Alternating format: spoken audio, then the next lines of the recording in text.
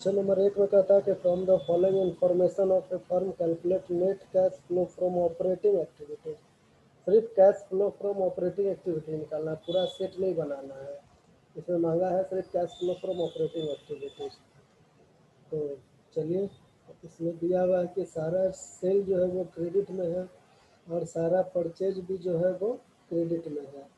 Therefore, no cash paid to creditor or collected from debtor। Debtor से अभी तक 1 रुपया नहीं मिला है और क्रेडिटर को 1 रुपया अभी तक नहीं दिए हैं। ठीक है, तो देखिए सबसे पहले नेट प्रॉफिट आया। नेट प्रॉफिट 75,000 रुपया क्वेश्चन में दिया हुआ है। उसमें हम लोग जोड़ दिए हैं loss on cell of plant 5,000 और डेप्रिसिएशन ऑन प्लांट 20,000, 25,000 जोड़ दिए, 1 लाख हो गया। उसमें घटा दिए profit on sale of long term investment 30,000, तो आया 70,000।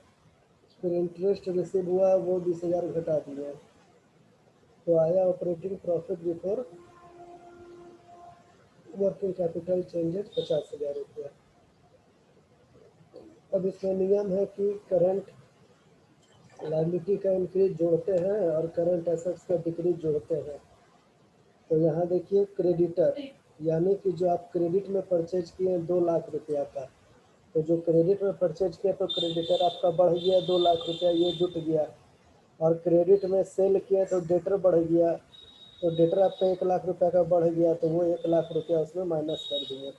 तो cash flow from operating activities आए 1,50,000 रुपया। पहला क्वेश्चन में कोई दिक्कत नहीं सर। दूसरा क्वेश्चन सेम उसी तरीके से है, हम इसको छोड़ दिए हैं, तीसरा क्वेश्चन में आइए। तीसरा क्वेश्चन में सबसे पहले प्रॉफिट दिया हुआ 1,50,000 और हम लोग जानते हैं कि इंक्रीज इन करंट लायबिलिटी जोड़ा जाता है, डिक्रीज इन करंट एसेट्स जोड़ा जाता है। उसके बाद घटाया जाता है इंक्रीज इन करंट एसेट्स और घटाया जाता है डिक्रीज इन करंट लायबिलिटी। तो जो इंक्रीज और डिक्रीज हुआ है उसको हम लोग जोड़ दिए हैं और घटा दिए हैं। एक झलक आप देख लीजिए, अगर कोई दिक्कत है तो बताइए।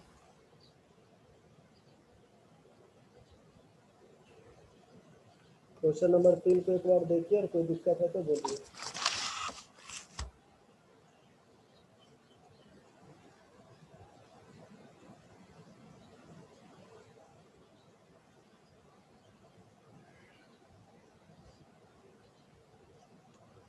नहीं सर। आसान सा चीज है, खाली इंक्रीज डिक्रीज जोड़ के देख के जोड़ना और घटाना है। यस सर, समझ आ गया।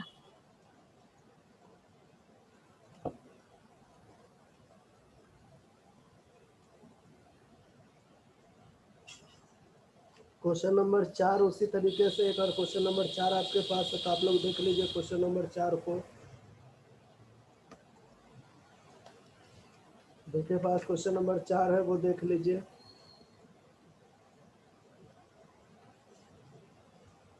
क्वेश्चन नंबर 3 के जैसा ही क्वेश्चन नंबर 4 है। Yes sir.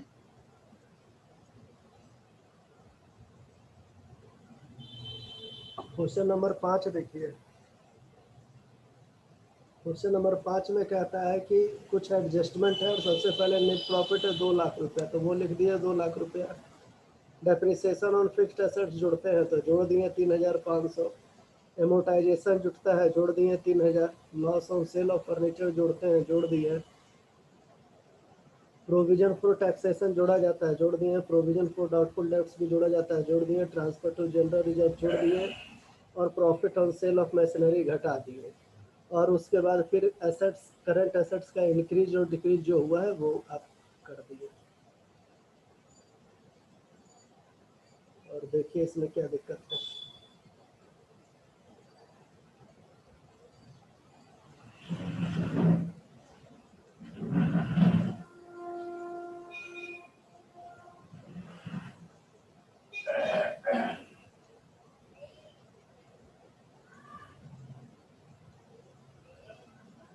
ठीक है सर।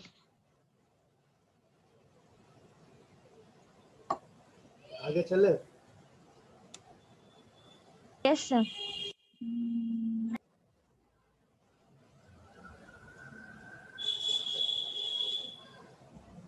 देखिए क्वेश्चन नंबर 6 में जो है वो कैश फ्लो स्टेटमेंट बनाना, मतलब इसमें तीनों चीज बनाना है, फुल सेट का है। तो सबसे पहले ए नंबर में ऑपरेटिंग है, बी नंबर में इन्वेस्टिंग एक्टिविटीज है और सी नंबर में फिनांसिंग एक्टिविटीज है।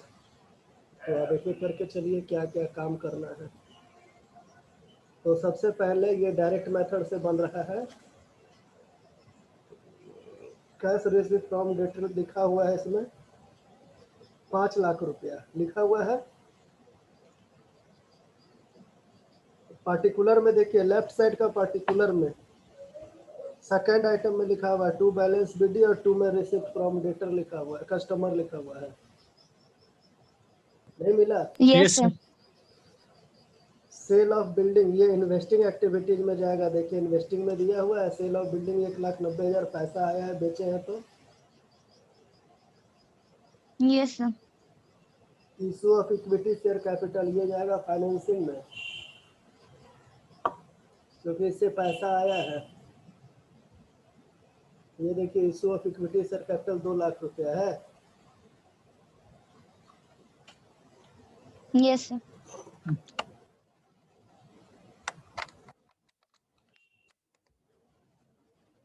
उसके बाद आइए issue of preference share capital, इससे भी पैसा आया है, ये भी 1 लाख रुपया है। उसी के नीचे में फिनांसिंग एक्टिविटीज में। उसके बाद देखिए पेमेंट टू सप्लायर, ये आपका ऑपरेटिंग एक्टिविटीज में पेमेंट टू सप्लायर 4 लाख रुपया माइनस होगा। परचेज ऑफ मशीन ये इन्वेस्टिंग एक्टिविटीज में परचेज ऑफ मशीन से 1.5 लाख रुपया माइनस होगा। परचेज ऑफ फर्नीचर 50,000 रुपया ये माइनस होगा। वेजेज एंड सैलरी ये खर्चा है, ये माइनस होगा ऑपरेटिंग एक्टिविटीज में। वेजेज एंड सैलरी देखिए 30,000 माइनस हुआ है। रेंट एंड टैक्स ये भी खर्चा है, ये भी 20,000 रुपया माइनस हुआ है। इनकम टैक्स दिए हैं 25,000 रुपया, ये पेमेंट हुआ है, ये भी 25,000 रुपया ऑपरेटिंग एक्टिविटीज में माइनस हुआ है।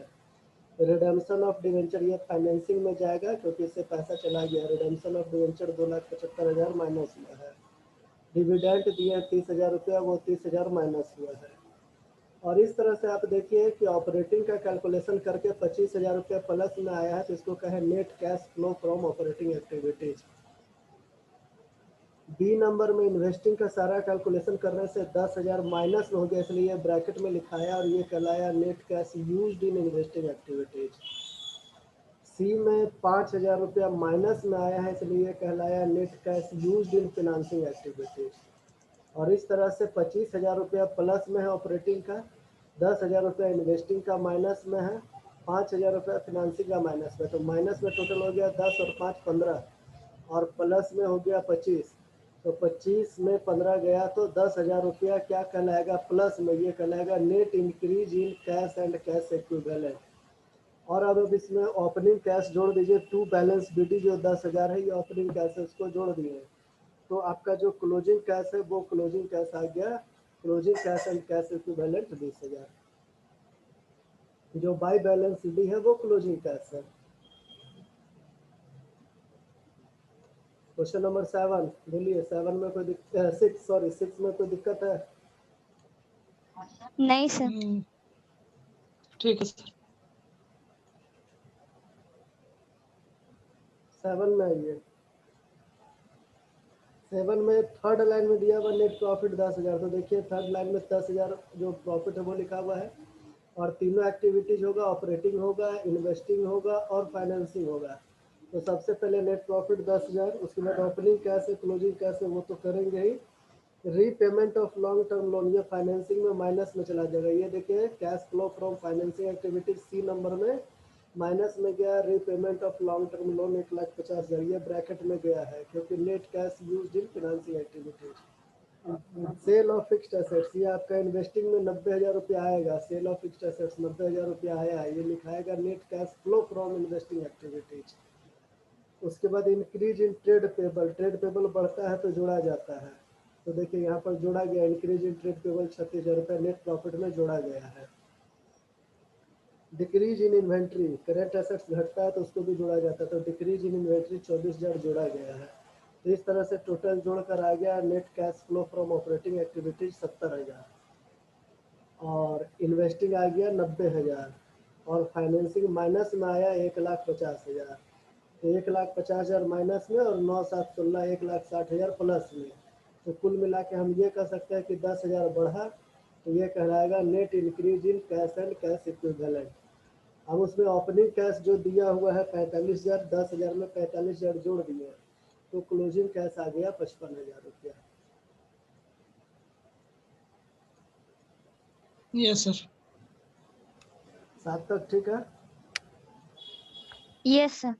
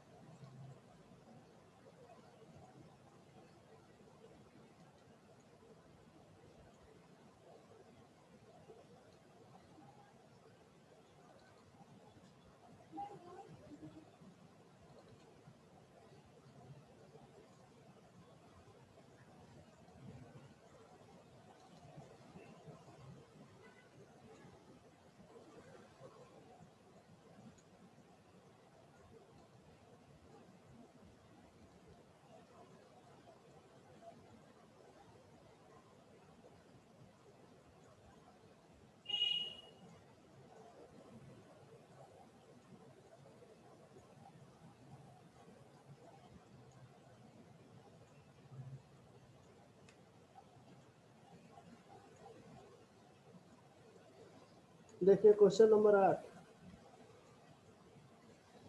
क्वेश्चन नंबर 8 में भी फुल सेट बनाना है कैश फ्लो स्टेटमेंट पूरा। तो सबसे पहले ये बनेगा आपका डायरेक्ट मेथड से, क्योंकि रिसिप्ट फ्रॉम कस्टमर दिया हुआ, नेट प्रॉफिट नहीं दिया हुआ है। तो सबसे पहले रिसिप्ट फ्रॉम कस्टमर लिख दिए। पहले तो ऑपरेटिंग, इन्वेस्टिंग और फाइनेंसिंग 3 एक्टिविटीज हो गया। कैश रिसिप्ट फ्रॉम कस्टमर 27,83,000 पैसा आया ऑपरेटिंग में। इशू ऑफ शेयर, ये आपका फिनांसिंग में 3 लाख रुपया देखिए आया issue of share. Sale of fixed assets, इससे पैसा आया, ये इन्वेस्टिंग में होगा प्लस में sale of fixed assets. Payment to supplier, supplier को पैसा दिए, ये माइनस में होगा cash payment to supplier 20,47,000। Payment of fixed assets 2,30,000, ये आपका फिक्स्ड एसेट्स कर दें तो इन्वेस्टिंग में पैसा चला गया। Purchase of fixed assets, sorry ये लिखा गया है 2,80,000, ये 2,30,000 होगा। इसको 280 नहीं मानिएगा, ये 2,30,000 होगा। फिर पेमेंट ऑफ ओवरहेड, ये खर्चा है 1,15,000 रुपया माइनस में आएगा। पेमेंट ऑफ ओवरहेड 1,15,000 रुपया। सैलरी 69,000, ये भी ऑपरेटिंग एक्टिविटीज में पेमेंट में आएगा 69,000। इनकम टैक्स पेमेंट किए हैं 2,43,000, ये भी यहाँ पर माइनस में होगा 2,43,000 रुपया ऑपरेटिंग में। डिविडेंड पेड किए हैं, डिविडेंड पेड किए हैं, ये देखिए यहाँ पर आया डिविडेंड पेड 80,000 रुपया फिनांसिंग में। और अगर यही बनता है इनडायरेक्ट मेथड से तो यही डिविडेंड पेड यहाँ पर भी आता है ऑपरेटिंग में, लेकिन ये डायरेक्ट में बनता है। Repayment of bank loan, bank का लोन का पेमेंट कहते हैं, फाइनेंसिंग में पैसा चला गया 2,50,000 रुपया। और इस तरह से अब आप ऑपरेटिंग का कैलकुलेशन करके आए तो 3,09,000 रुपया net cash flow from operating activities. फिर net cash flow from investing activities 1,02,000 रुपया। Net cash flow from financing activities 30,000 रुपया माइनस में। तो दो तो माइनस में 1,02,000 और 30,000, और एगो प्लस में है 3,09,000। तो कुल मिला के 1,77,000 रुपया net increase in cash and cash equivalent हुआ। इसमें आप बीडी जोड़ दीजिए 35,000, opening cash and cash equivalent, BD जोड़ दीजिए 35, तो क्लोजिंग आ जाएगा 2,12,000 closing cash and cash equivalent. Question number 8 clear? Yes sir.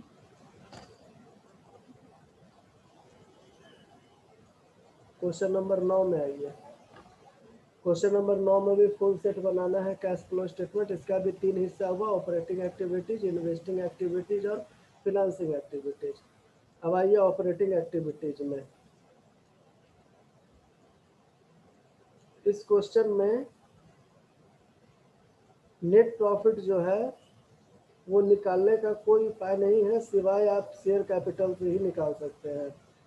तो शेयर कैपिटल 140 से 160 हो गया तो 20,000 रुपया हो गया। बिल्डिंग 120 से 1,08,000 हो गया तो घट गया तो 12,000 डेप्रिसिएशन हो गया। मशीनरी 40,000 से 36,000 हो गया, 4,000 घट गया तो 4,000 डेप्रिसिएशन हो गया।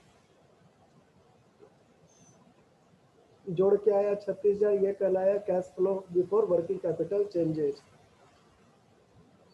अब इन्वेंट्री 2,000 से 3,000 हुआ, ये 1,000 रुपया बढ़ गया तो माइनस हो गया। देखिए increase in inventory. Trade receivable 4,000 से 3,000 हो गया, ये 1,000 घट गया तो ये प्लस में चला गया। कैश एंड कैश इक्विवेलेंट तो बाद में आता है। उसके बाद आपका बिल पेबल 10,000 से 2,000 घट गया, 8,000 तो माइनस में होगा। क्रेडिटर 20,000 से 18,000, 2,000 घट गया तो माइनस में होगा। तो इस तरह से खाली ऑपरेटिंग एक्टिविटीज आया आपका 26,000 रुपया। और इसमें आपका पूरा नहीं बन सकता है क्योंकि इसमें मतलब इन्वेस्टिंग नहीं है और फाइनेंसिंग नहीं है। और ऐसा अगर चाहें कि आप इसको फुल सेट मिलाने के लिए तो ऐसा कर सकते हैं कि ये जो 26,000 आया, इन्वेस्टिंग में तो कुछ नहीं है, फाइनेंसिंग में कुछ नहीं है, तो यही net increase in cash and cash equivalent हो जाएगा 26,000। और उसमें जोड़ दीजिएगा ओपनिंग कैश 4,000, ये क्वेश्चन में दिया हुआ opening cash and cash equivalent 4,000 दिया हुआ है। तो 26,000 में 4,000 जोड़ दीजिएगा तो 30,000 रुपया closing cash and cash equivalent आ जाएगा। 9 नंबर क्लियर है? Question Yes, number sir. 9। Yes sir. Yes, sir. 10 में आइए। 10 में इसमें भी कैश फ्लो स्टेटमेंट पूरा बनाना है, इसलिए ये तीनों एक्टिविटीज लिखाएगा, ऑपरेटिंग एक्टिविटीज, इन्वेस्टिंग एक्टिविटीज और फाइनेंसिंग एक्टिविटीज, तीनों एक्टिविटीज लिखाया है। देखिए इसमें पीएल दिया हुआ 70,000 से 96,000, तो 26,000 रुपया का प्रॉफिट हुआ, वो नेट प्रॉफिट लिखा गया। उसके बाद देखिए डेप्रिसिएशन ऑन फिक्स्ड एसेट्स है। फिक्स्ड एसेट्स आपका 40,000 से 80,000 ये डेप्रिसिएशन लिखा हुआ है, तो 40,000 रुपया डेप्रिसिएशन में हुआ। तो 26,000 और 40,000 66,000 रुपया हो गया cash flow before working capital changes. अब आइए क्रेडिटर। क्रेडिटर आपका 2,20,000 से 2,04,000 हुआ है, ये घट गया तो 16,000 माइनस में होगा। उसके बाद बिल पेबल 1,00,000 से 1,00,000 कुछ नहीं हुआ तो कुछ नहीं होगा बिल पेबल का। उसके बाद इन्वेंट्री 1,40,000 से 1,60,000, तो 20,000 रुपया बढ़ गया तो ये भी माइनस में होगा। करंट एसेट्स बढ़ता है तो माइनस होता है। ट्रेड रिसीवेबल 70,000 से 1,20,000, 50,000 रुपया बढ़ गया तो ये भी माइनस होगा। टोटल 86,000 रुपया माइनस होगा। इस तरह से आ गया 86,000 माइनस में और 66,000 रुपया प्लस में, तो 20,000 रुपया नेट कैश यूज्ड इन ऑपरेटिंग एक्टिविटीज। इसके बाद आप आइए फिक्स्ड एसेट्स 2,00,000 से 2,40,000 हुआ है, तो 40,000 रुपये का हमने परचेज किया तो ये माइनस होगा। Purchase of fixed assets bracket में लिखा हुआ है net cash used in fixed investing activities. फिर आइए net cash flow from financing activities. तो इशू ऑफ शेयर कैपिटल 140 से 240, 1,00,000 रुपया, ये प्लस में है, तो इससे हुआ net cash flow from operating activities. तो तीनों आइटम हो गया। ऑपरेटिंग एक्टिविटीज 20,000 माइनस में, इन्वेस्टिंग एक्टिविटीज 40,000 माइनस में, फिनेंसिंग एक्टिविटीज 1,00,000 प्लस में। तो इस तरह से 40,000 रुपया net increase in cash and cash equivalent हुआ। इसमें opening cash and cash equivalent जोड़ दीजिए। ओपनिंग कैश इन हैंड है 60,000 और 1,00,000 रुपया बैंक में, तो 1,60,000। और क्लोजिंग आ गया 40,000 में 1,60,000 जोड़े तो 2,00,000 रुपया। तो closing cash and cash equivalent 80,000 plus 1,20,000 बराबर 2,00,000। क्वेश्चन नंबर 10 में बताइए किन्हीं को दिक्कत?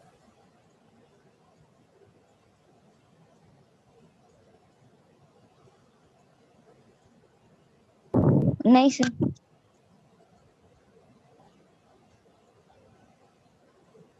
11 में आइए। 11 में कहता है कि बैलेंस दिया हुआ है मिस्टर मनोज का, कैश फ्लो स्टेटमेंट बनाना है रिवाइज अकाउंटिंग स्टैंडर्ड 3 के अनुसार। तो ये 3 ही चल रहा है।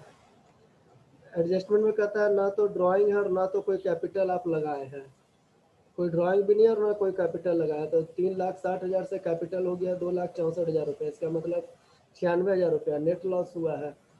उसके बाद ना तो कोई परचेज है और ना तो कोई सेल है, तो फिक्स्ड एसेट जो 3,60,000 से 3,00,000 हुआ है, तो जब कोई सेल नहीं है तो इसका मैंने 60,000 का डेप्रिसिएशन है। तो depreciation on fixed assets 3,60,000 minus 3,00,000 बराबर 60,000। उसके बाद आइए इन डेटर में आप स्टॉक में देखिए 96,000 से 72,000 घट गया तो ये जुटेगा आपका। स्टॉक 96 से 72, तो ये घट गया है, तो ये जुटेगा, डिक्रीज इन स्टॉक 24,000 जुड़ेगा। डेटर 48 से 38,400, ये भी घट गया, तो ये भी जुटेगा, डेटर जो घटा है वो भी जुटेगा। बिल रिसीवेबल बढ़ गया 12,000, तो ये माइनस में होगा, बिल रिसीवेबल बढ़ गया तो माइनस में होगा। उसके बाद क्रेडिटर 1,32,000 से 1,57,200, तो क्रेडिटर आपका बढ़ गया, करंट लायबिलिटी बढ़ गया, तो क्रेडिटर बढ़ गया तो 25,200 प्लस होगा। आउटस्टैंडिंग एक्सपेंसेस 0 से 19,200, ये भी बढ़ गया, तो ये भी 19,200 प्लस में होगा। और इस तरह से आप देखिए तो आया net cash flow from operating activities 30,000।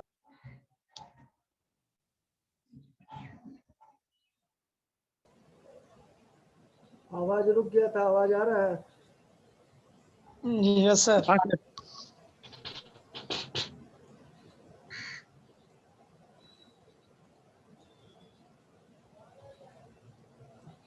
हाँ, तो इसमें आपके पास ओपनिंग बैंक ओवरड्राफ्ट दिया हुआ है 12,000 रुपया, तो वो 12,000 रुपया माइनस में होगा। और इस तरह से क्लोजिंग आ जाएगा 18,000 रुपया, 30 में 12 जाएगा। ये लाइन थोड़ा ऊपर नीचे लगता लिखा गया, हाँ नीचे ऊपर लिखा गया है।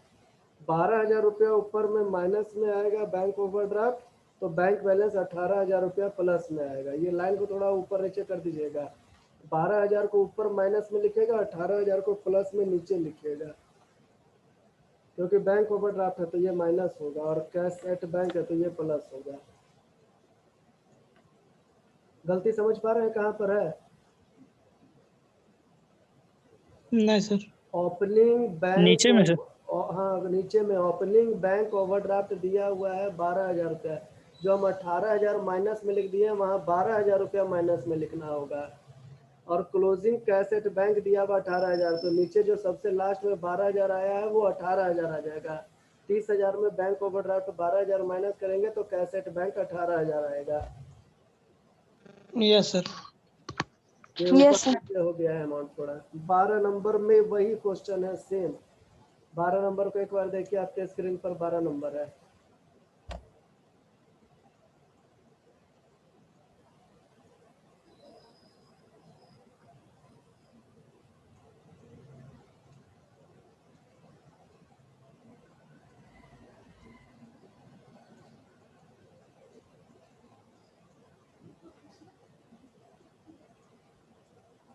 Yes sir. क्वेश्चन नंबर 12 आपके स्क्रीन पर है, कोई दिक्कत है 12 में? नहीं sir.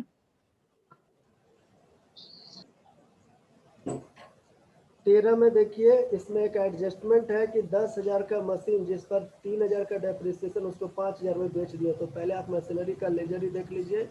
To balance BT machinery का दिया हुआ 80,000, बाय बैलेंस सिटी 55,000 दिया हुआ है।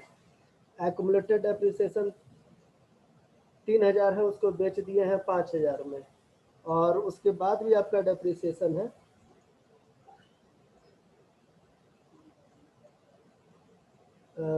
देखिए बाय बैंक सेल में लिखा हुआ 5,000 रुपया, और 10,000 में 3,000 गया तो बचा 7,000। 7,000 का चीज़ आप बेच दिए 5,000 में, तो 2,000 का नुकसान होगा। तो बाय में PL account loss on sale 2,000 रुपया। यहाँ पर कोई दिक्कत है? No sir.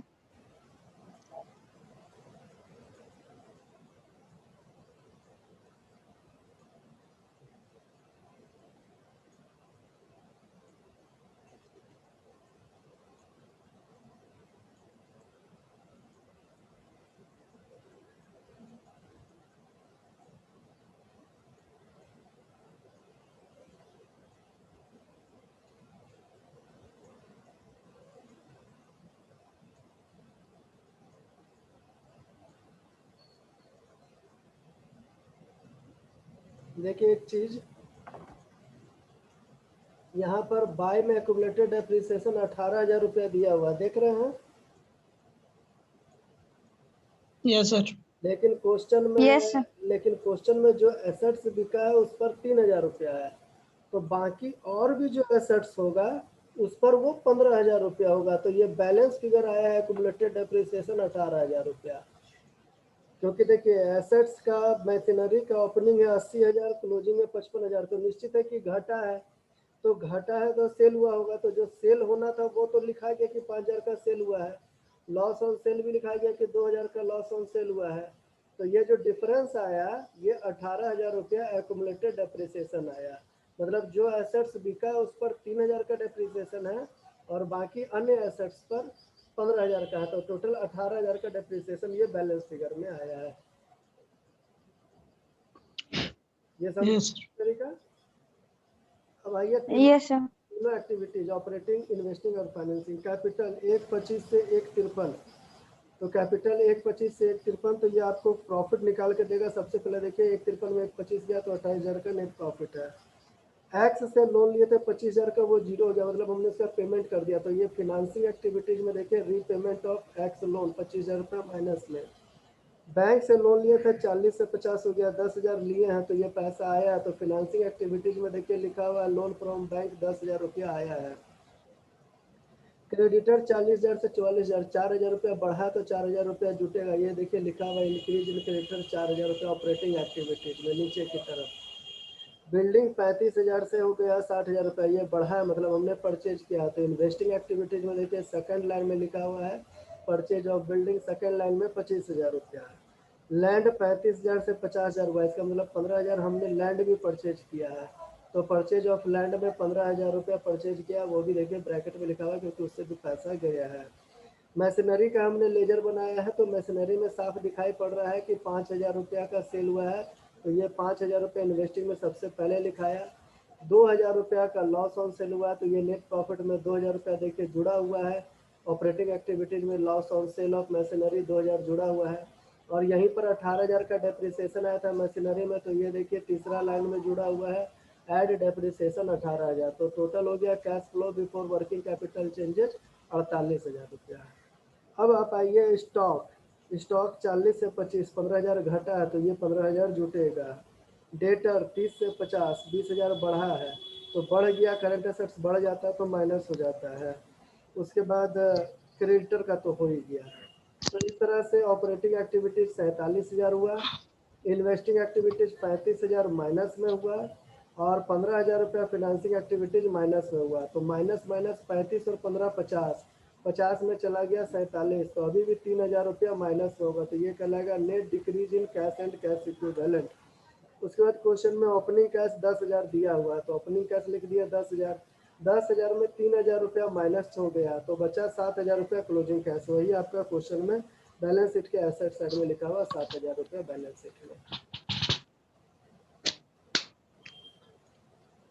Yes, sir.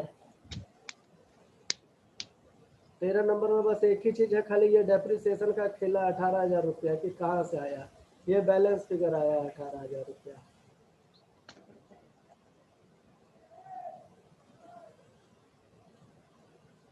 Question number yes sir. 13 में किसी को कुछ बोलना है? No, sir.